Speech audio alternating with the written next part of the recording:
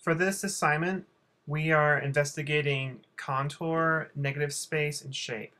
So contour is edge. So you're going to start by picking 7 images from magazines that have interesting contours. So what you want to look at are the edges of the elements within the image that you select. So here I selected this image because the cowboy has a really interesting contour, but also the relationship between the cowboy and the sign creates a lot of interesting negative space.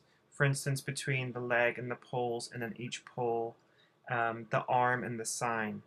So you're going to begin by picking these 7 images, and they can actually be 7 images that you just think are great, or you could also, think a little bit conceptually, like how can I relate these 7 images together, and maybe even try to think about images selected based on their relationships. But you're going to start by cutting them out, and I'm cutting mine out right here on a cutting mat, which you probably don't have, but what you can use instead is the back of your newsprint pad or the back of your drawing pad. Don't push too hard because you'll just tear up the surface on the back of the pad because it's very fibrous material, and that's really going to dull your blade, probably break your blade. So just push hard enough to cut through the paper. So you see I'm using like this little weight, and that weight is helping to keep my paper in place as I'm cutting. I'm keeping the paper very tight by pulling on it and like pulling in the opposite direction from my knife. And my knife is, I have a new blade in there, and if it starts to, cut poorly, I just simply replace the blade. So don't use a dull blade because it will just tear the paper.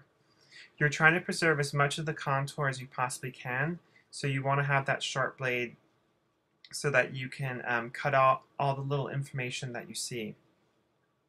As you watched me cut, you saw me kind of like cut one section and then make a big cut and remove lots of paper that I didn't need.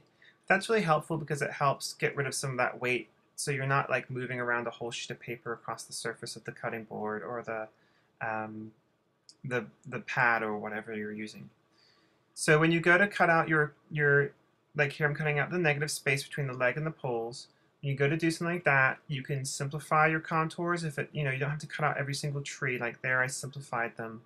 And also, you can make decisions about what you want to keep and what you don't want to keep. You don't have to keep the whole image. That's totally not necessary. Find the part that you find interesting, a contour that you find exciting, and cut along that contour. Once you have everything cut out, you're going to take your image, you're going to turn it right side face down onto your paper you've prepared with your charcoal. Make sure you fix that paper real good because the charcoal is going to get all over your image though if you don't. So you see I'm coloring here along the edge with my China marker, and make sure you use your China marker because you need that grease. And then you saw that I was actually coloring across the back of the image and onto the charcoal paper. Once you've got everything transferred, you're going to cut it out. If you have any like little pieces of paper left dangling in sections that you've cut out, I like to call those dog ears.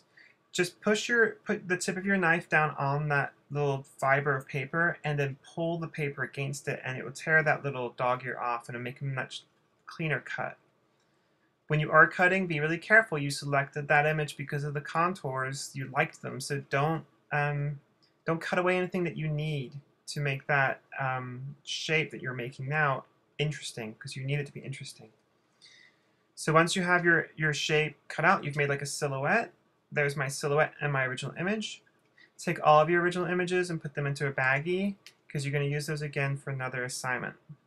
So we've spoken already about organization and form, and that's really the other side of this assignment. So now we're going to play around with the arrangements of all these different elements. And what I want you to do is create a composition that is visually exciting and visually stimulating. And I want you to think about all those things that we've discussed, like visual weight. We've spoken about rhythm, and we've talked a lot about organization through balance. So you have, if you remember, symmetrical balance, approximate symmetry, and then occult symmetry or asymmetrical. So just judging by the shapes we're looking at, there's probably no way to make a symmetrical composition. So our composition is going to be occult. It's going to be asymmetrical. And what I want you to do is just move things around and play around until you find an arrangement that you think is interesting. A lot of art making and a lot of drawing boils down to your personal decisions. And so this is an exercise that investigates your personal decision-making practice. What looks good, what doesn't look good? What looks balanced, what doesn't look balanced? How much negative space do you need? Can you create tension between this object and that? What happens if you turn this thing this way? What happens if you turn it that way? So you need to play around. I do not want you to pick the first thing that you do. I want you to spend 10 minutes, spend an hour, work on it, and come back to it. Once it's ready, just go ahead and glue it down to the paper, and you'll be done.